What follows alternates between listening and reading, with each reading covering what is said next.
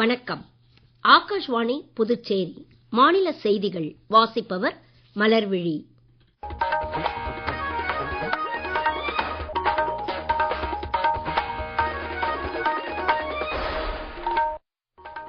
தலைப்புச் செய்திகள். பிரதமர் திரு நரேந்திர மோடி இன்று AI உச்சிமாநாட்டின் நிகழ்வுகளுக்கிடையே ஐநா தலைமைச் செயலர் மற்றும் உலகத் தலைவர்கள் பலரை சந்தித்து பேசினார். உலகிலேயே மிக வேகமாக வளரும் பொருளாதாரமாக இந்தியாவை தொடர்ந்து பராமரிப்பதில் ஏற்றுமதி துறையின் பங்கு முக்கியமானது என்று மத்திய அமைச்சர் திரு பியூஷ் கோயல் கூறியுள்ளார். வடகிழக்கு பிராந்தியத்தில் அந்தந்த மாநிலத்தின் விற்பனை பொருட்களுக்கு ஏற்ற வளர்ச்சி உத்திகளை அரசு பின்பற்றி வருவதாக மத்திய அமைச்சர் திரு ஜோதிராதித்ய சிந்தியா தெரிவித்துள்ளார். நவீன துறைகளின் வேலை வாய்ப்புகளை இளைஞர்கள் பயன்படுத்திக் கொள்ள கல்வியுடன் திறன் மேம்பாடும் அவசியம் என்று புதுச்சேரி துணைநிலை ஆளுநர் திரு கைலாஷ்நாதன் கூறியுள்ளார். இனி விரிவான செய்திகள். பிரதமர் திரு நரேந்திர மோடி இன்று புதுடெல்லியில் இந்தியா AI இம்பாக்ட் உச்சிமாநாட்டின் நிகழ்வுகளுக்கிடையே ஐநா தலைமை செயலர் திரு அன்டோனியோ குட்டரேஸை சந்தித்து பேசினார். தெற்குலக நாடுகளுக்கு கூடுதலாக குரல் கொடுப்பது உட்பட ஐநா சீர்திருத்தங்கள் குறித்து இரு தலைவர்களும் கருத்துக்களை பரிமாறிக் கொண்டனர்.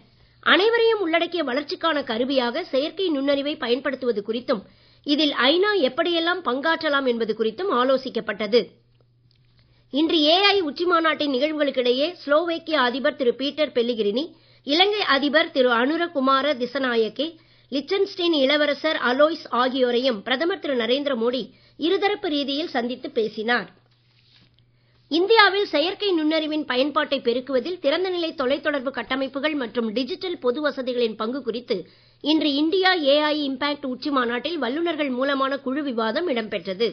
செயற்கை நுண்ணறிவின் எதிர்காலத்தை தீர்மானிப்பதில் புதிய AI மாடல்களின் வெற்றிக்கு அப்பாற்பட்டு டிஜிட்டல் பொது வசதிகளை அதிகரிப்பதான இந்தியாவின் அணுகுமுறைக்கும் முக்கிய பங்கு இருக்கும் என நிபுணர்கள் இந்நிகழ்ச்சியில் கருத்து வெளியிட்டனர். எளிய முறையில் உள்ளூர் மொழியில் பயன்படுத்தக்கூடிய புதிய AI வசதிகளை குறைந்த கட்டணத்தில் மக்களுக்கு வழங்க வேண்டியதின் அவசியம் குறித்தும் வலியுறுத்தப்பட்டது. உலக அளவில் வலுவான பாதுகாப்பான சிலிகான் தொழில்நுட்ப சூழல் ஒன்றை உருவாக்கும் வகையில் முக்கிய கனிமங்கள், செமி கண்டக்டர் உற்பத்தி மற்றும் செயற்கை நுண்ணறிவு துறையில் ஒத்துழைப்பை வலுப்படுத்திக் கொள்ள இந்தியாவும் அமெரிக்காவும் இணைந்து பாக்ஸ் சிலிகா பிரகடனம் அறிவித்துள்ளன. இது குறித்து ஒரு செய்தி தொகுப்பு.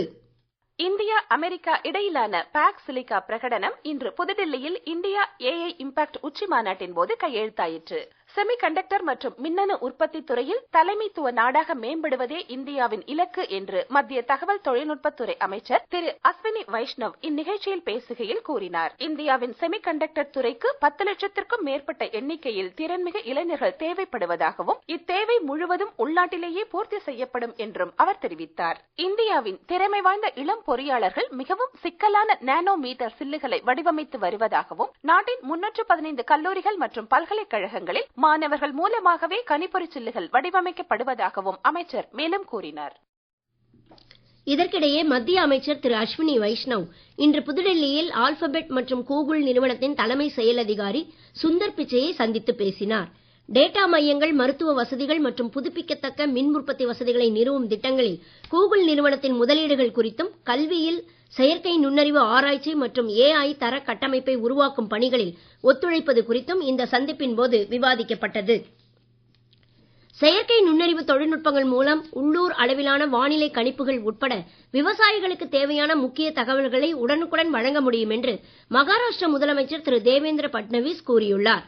பூச்சி தாக்குதல் குறித்த முன்னெச்சரிக்கை, நீர்ப்பாசனம் மற்றும் உரங்களின் பயன்பாடு குறித்த வழிகாட்டுதல் உள்ளிட்ட தகவல்களும் இதில் அடங்கும் என்று அவர் இன்று புதுடெல்லியில் AI உச்சிமாநாட்டின் போது செய்தியாளர்களிடம் பேசுகையில் கூறினார். நடப்பு 2026ஆம் ஆண்டு சர்வதேச வேளாண் மகளிர் ஆண்டாக கடைபிடிக்கும் நிலையில் விவசாயம் தொடர்பான செயற்கை நுண்ணறிவு ஆராய்ச்சிகளில் பெண் விவசாயிகளின் பிரச்சனைகளுக்கு முக்கியத்துவம் அளித்தல் அவசியம் என்றும் அவர் வலியுறுத்தினார். உலகிலேயே மிக வேகமாக வளரும் பொருளாதாரமாக இந்தியாவை தொடர்ந்து பராமரிப்பதில் ஏற்றுமதி துறையின் பங்கு மிக முக்கியமானதாக இருக்கும் என்று மத்திய தொழில் வணிகத்துறை அமைச்சர் திரு பியூஷ் கோயல் கூறியுள்ளார். இன்று புதுடெல்லியில் அமைச்சகம் மூலமான ஏற்றுமதி பெருக்க இயக்கத்தை தொடக்கி வைத்து பேசுகையில் அவர் இவ்வாறு கூறினார். சிறு குறு நிறுவனங்கள் மற்றும் ஏற்றுமதியாளர்களுக்கு ஆதரவு, உலக அளவிலான பதிவுகளை பெற எளிய நடைமுறை, ஏற்றுமதி பொருட்களுக்கான மேம்படுத்திய பரிசோதனை கட்டமைப்பு, கூடுதல் கடன் வசதி, மாவட்ட அளவிலான பயிற்சி திட்டங்கள், வர்த்தக முறையிலான ஏற்றுமதி ஊக்குவித்தல் உட்பட பல்வேறு அம்சங்களுக்கு இந்த இயக்கத்தில் முக்கியத்துவம் அளிக்கப்பட்டுள்ளது. ஏற்றுமதி அதிகரிப்பதால் நாட்டில் முதலீடுகளும் அதிகரித்து வேலை வாய்ப்புகள் பெருகும் என்றும் 2047ஆம் ஆண்டிற்குள் முன்னேறிய நாடாக இந்தியாவை மேம்படுத்தும் இலக்கை எட்டுவதில் இதனால் உதவிகரமாக இருக்கும் என்றும் அமைச்சர் கூறினார். நீங்கள் கேட்டுக்கொண்டிருப்பது மாநில செய்திகள். ஆகாஷ்வாணி செய்திகளை நேயர்கள் உடனுக்குடன் தெரிந்து கொள்ள எமது புதுச்சேரி மண்டல செய்தி பிரிவின் சமூக ஊடகங்களான @airnews புதுவை என்ற எக்ஸ் பக்கத்தையும், all India radio news Puducherry என்ற Facebook பக்கத்தையும், @RNU புதுச்சேரி என்ற யூடியூப் சேனலையும் அணுகலாம். செய்திகள் தொடர்கின்றன. வடகிழக்கு மாநிலங்களுக்கு மொத்தம் 4.48 லட்சம் கோடி ரூபாய் முதலீடுகளை பெற முதலீட்டு உத்தேசங்கள் இறுதியாகி இருப்பதாக வடகிழக்கு பிராந்தியத்தின் மேம்பாட்டிற்கான மத்திய அமைச்சர் திரு ஜோதிராதித்ய சிந்தியா தெரிவித்துள்ளார். இன்று புதுடெல்லியில் சாதாரண முறையில் செய்தியாளர்களிடம் பேசிய அவர், வடகிழக்கு மாநிலங்களில் தற்போது 650 முக்கிய திட்டங்களை அமைச்சகம் அமல்படுத்தி வருவதாகவும், இத்திட்டங்களை உரிய நேரத்தில் நிறைவேற்றி முடிக்க சிறப்பு கவனம் செலுத்தப்படுவதாகவும் கூறினார். வடகிழக்கு பிராந்தியத்தில் அந்தந்த மாநிலத்தின் விற்பனை பொருட்களுக்கு ஏற்ப பிரத்யேக வளர்ச்சி உத்திகளை அமைச்சகம் பின்பற்றி வருவதாக திரு சிந்தியா தெரிவித்தார். வடகிழக்கு மாநிலங்களில் குறிப்பாக சுற்றுலா, வேளாண்மை, கைத்தறி, கைவினை, விளையாட்டு உள்ளிட்ட துறைகளை மேம்படுத்த அதிக வாய்ப்புகள் இருப்பதாக அவர் மேலும் கூறினார். புதுச்சேரியில் உயர்கல்வித்துறை சார்பில் லாஸ்பேட் மகளிர் பொறியியல் கல்லூரியில் நடைபெறும் 2 நாள் வேலைவாய்ப்பு முகாமை துணைநிலை ஆளுநர் திரு கைலாஷ்நாதன் தொடக்கி வைத்தார். செயற்கை நுண்ணறிவு உள்ளிட்ட நவீன துறைகளில் அதிகரித்து வரும் வேலை வாய்ப்புகளை இளைஞர்கள் பயன்படுத்திக் கொள்ள கல்வியுடன் திறன் மேம்பாட்டிற்கும் முக்கியத்துவம் அளிக்க வேண்டும் என அவர் தமது உரையில் கேட்டுக் கொண்டார். நாட்டின் உயர்கல்வி கேந்திரமாக திகழும் புதுச்சேரியில் ஆண்டுக்கு 30,000 மாணவர்கள் படிப்பை முடித்து வெளியே வரும் நிலையில் இவர்கள் அனைவருக்கும் அரசே வேலை வழங்க இயலாது என்றாலும் வேலை வாய்ப்பிற்கான சூழலை உருவாக்கி தருவது அரசின் கடமைதான் என்றும், இந்த அடிப்படையில் ஏற்பாடு செய்யப்படும் வேலைவாய்ப்பு முகாம்களில் பெண்களும் அதிக அளவில் பங்கேற்பது அவசியம் என்றும் அவர் வலியுறுத்தினார். துணைநிலை ஆளுநர் உரையிலிருந்து ஒரு பகுதி. தேசிய அளவில் மாண்புமிகு பாரத பிரதமர் நரேந்திர மோடியின் முயற்சியால் நடைபெறும் தேசிய வேலைவாய்ப்பு முகாம்கள் ராஷ்டிரிய ரோஜ்கார் மேளா மூலமாக மத்திய அரசு துறைகளில் இளைஞர்களுக்கு வேலைவாய்ப்பு கிடைத்து இருக்கிறது.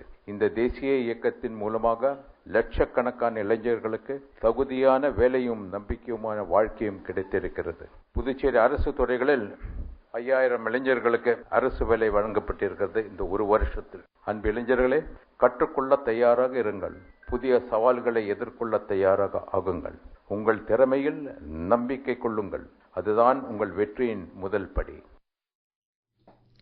வேலைவாய்ப்பு முகாமின் தொடக்க விழாவில் சட்டப்பேரவைத் தலைவர் திரு ஆர் செல்வம், கல்வி அமைச்சர் திரு நமச்சிவாயம், சட்டமன்ற உறுப்பினர் திரு கல்யாண சுந்தரம், உயர்கல்வித்துறை செயலர் திரு முகமது ஆசின் அபித் உள்ளிட்டோர் கலந்து கொண்டனர். புதுச்சேரியில் மங்கலம் தொகுதிக்கு உட்பட்ட கணுவாப்பேட்டில் 2ஆம் கட்ட அம்ரித் திட்டம் மற்றும் ஊரக வளர்ச்சி திட்டத்தின் நிதி உதவியுடன் மொத்தம் 32.40 கோடி ரூபாய் மதிப்பீட்டில் கழிவுநீர் சுத்திகரிப்பு நிலையம் மற்றும் மலக்கசடு சுத்திகரிப்பு நிலையம் அமைக்கும் பணிகளை இன்று முதலமைச்சர் திரு ரங்கசாமி பூமி பூஜை செய்து தொடக்கி வைத்தார். வேளாண் அமைச்சர் திரு ஜெயக்குமார் தலைமையில் நடைபெற்ற இந்நிகழ்ச்சியில் அதிகாரிகள் உட்பட பலர் கலந்து கொண்டனர்.